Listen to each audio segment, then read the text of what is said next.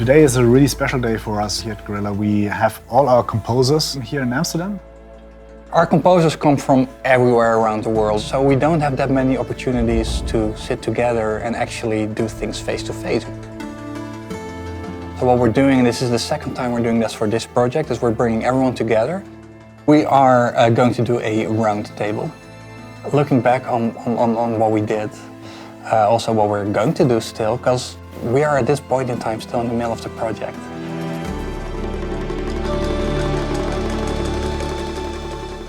The first people on Horizon Zero Dawn were you two started working together early on, didn't you? You phoned me up. Yeah. I've got this crazy idea.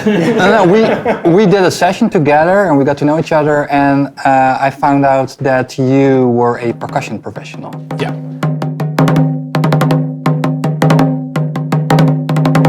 The thing is, at the beginning of the game, we knew so little about what we were going to do, but we did know that we would have tribes, and that's where you came in. Yeah, I did you called me because I did a kind of a master in world percussion, and you wanted me to explore how the different tribes from Horizon Zero Dawn would sound. Yeah. Yeah. When did you get Joris in? We had the relationship with kill zones, so I worked in all the kill zones, and I remember that this new project was coming around, and he said, well, this might not be your thing because, you know, you've done the big orchestral stuff for Killzone, and this is quite, you know, we want kind of the opposite of what you've done there. So when I started sort of hearing about what it was about and trying to wrap my head around what that was going to sound like sonically, and I did see some of Niels' presentation and things, and thinking to myself, he's partially right, this isn't quite my bag, but it could be. Cool. It's really challenging, it's really interesting. What's so interesting about it is that juxtaposition of the mechanical and the nature. But I think that's what you wanted, wasn't it? Or to get was the difference. Obviously, we write very different music than Joris does, and you wanted the two, not polar opposites, but you wanted two very different voices, didn't you? You're all very good at finding that blend, but in your own way, and that's why it works so well together. But that's what I liked about how this all worked as well, is the cross-pollination between what we're doing, because you find that what some person is doing sort of feeds into what you might be doing. And I remember that on the first game, was, you know, two things was like you guys sort of doing all sorts of weird things to instruments, like bowing and plucking them, and kind of thinking, make me sort of go around my studio thinking, what is it I can pick up and pluck and bow and hit and use in different ways that I haven't done before. And your work that you did with circle percussion as well. Yeah. Suddenly, you know, we were introduced to these massive drums that became such a big sonic It became a big part of all hallmark of of Horizon, and sort of then ended up going into everything.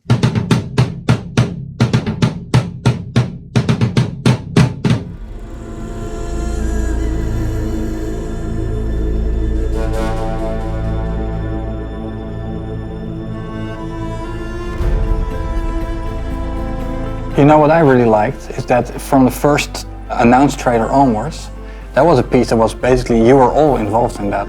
That's what I like about it, because obviously you wrote the theme and you did most of the song, but you were in there with circle percussion. Yeah.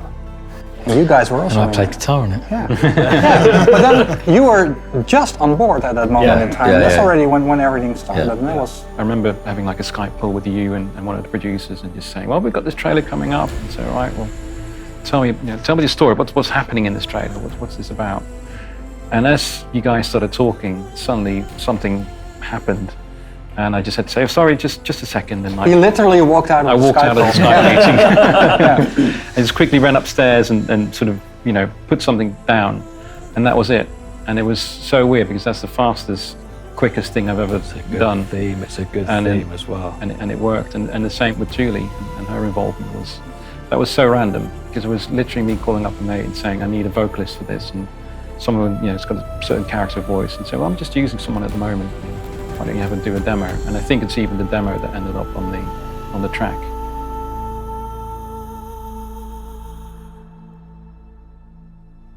I remember one of the first things you said to us was you didn't want it to sound like anything else which is that impossible. had been done before. Just to say. And actually, no, and that was a fun challenge. It was great. Rather than an unfun challenge. It is very difficult to do something you've never heard before. Yeah. With the instruments that we have. And so we came at it as, imagine if we lived in that world and we found this instrument, but we didn't know how you played it, what would you do? And you maybe wouldn't pick up a guitar and play it like a guitar if you'd never seen one before, you'd never seen the historical pictures of it. If you found a box full of harmonicas, what would you do with them? So we did the harmonica orchestra, double tracking harmonicas and bowing metal body guitars and just looking at things from a slightly we just tried to just manipulate things in a way that we hadn't done before to make them sound different.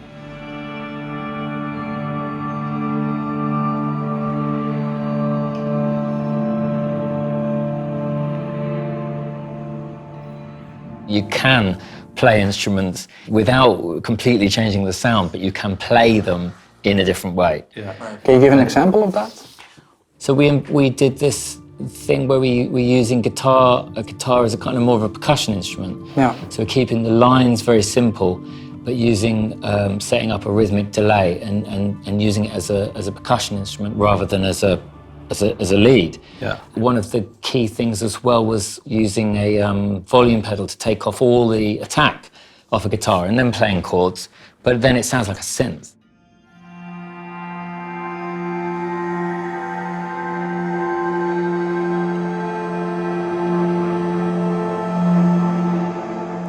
You can still play the chords that a guitarist can play on a guitar, but you get this completely otherworldly kind of sound. I think there was kind of an unwritten or maybe written rule indeed that if you were going to use strings, then you would have to kind of know for sure that it was the only thing that you could use to achieve the effect. If you could replace a string or layer it up with something else to make it not have that typical kind of like big orchestra Hollywood sound. Yeah. And I guess that's what you guys also did with that. Yeah, and Joris was using, you were doing smaller sections of strings and recording stuff in interesting ways as well. The concept of flutes came up, but there was quite a definite idea of like, oh no flutes because they're high and squeaky and we don't really like them. So it was about then looking at like the lowest flute I could find. So I found this guy that played a contrabass flute, which is like this amazing contraption of like pipe work that goes up and then into a triangle, and it sounds amazing. It's got such a deep voice. And it turned out that that was also a really good instrument to do like all these kind of cool breathy effects on. These big chiffs and stuff that you could put loads of reverb on and then it would just, go on forever. I had a really crappy old violin that actually had a crack in it, so when you bow it, it resonates. You did the original Meridian City on the Mesa theme yourself on violin, didn't you? As a demo. Yes. We should still have that somewhere. No, we always thought it sounded really good because it was really naively played, and it was not the best violin. No, but I mean that in I'm a big fan of naivety in music, and we played almost everything. We play everything on it, and even if we can't, it's part of our thing as well. Is learning to play an instrument over the duration of a project. So we'll go and pick something up that looks cool, and then we'll learn to play it, and we like the naivety of the sound of imperfection. So by the time you get to the final cutscenes, we're really good. It really is. But your Niels' percussion was such a huge part of it as well, on almost everything. Especially having that an original palette of drums that were original for this game only. That you could call on, because it meant whatever rhythms and tempos and stuff you got into, it always had a sound, a horizon.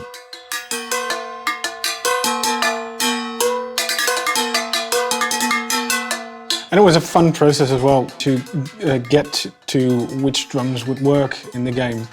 My challenge in the beginning was more or less just making a new musical history.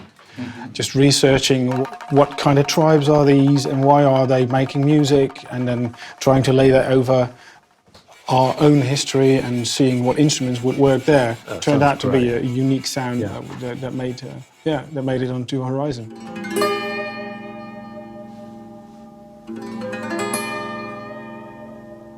So then the game launched.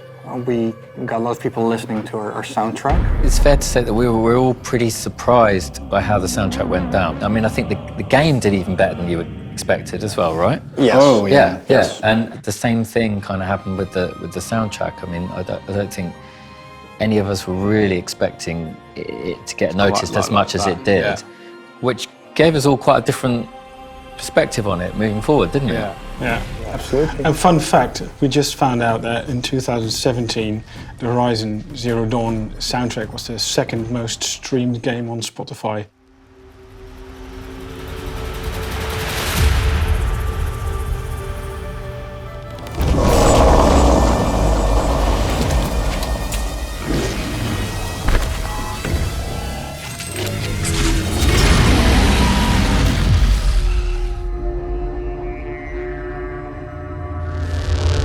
So we finished up Horizon Zero Dawn, and then the Frozen Wilds was the next thing we worked on. And it's easy, I guess, to assume that was just a continuation of what we did before, but actually that was a very pivotal project for music. Maybe you can...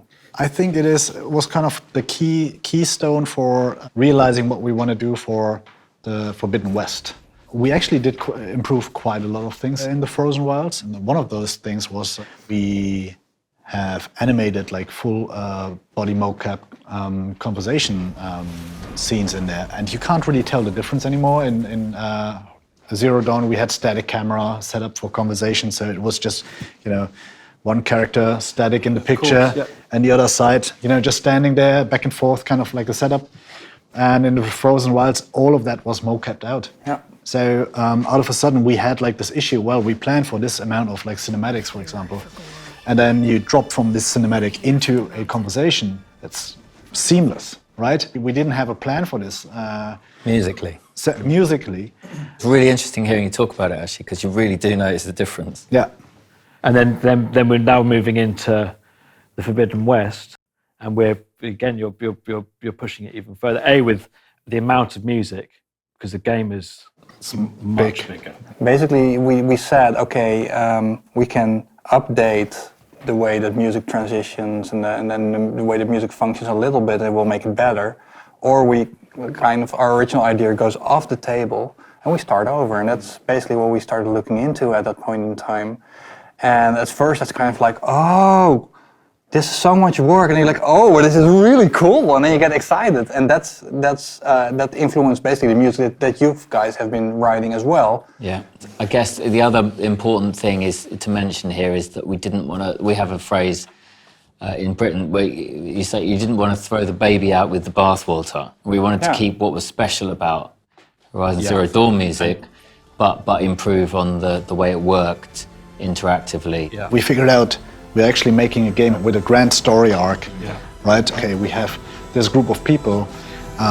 Each person in this group has sort of like a specialty, or let's say, a bunch of specialties, and they complement each other quite nicely. But we also felt like, the part where we really need additional support is like the grand scenes, the storytelling, and actually that was the moment where we brought you into place as well.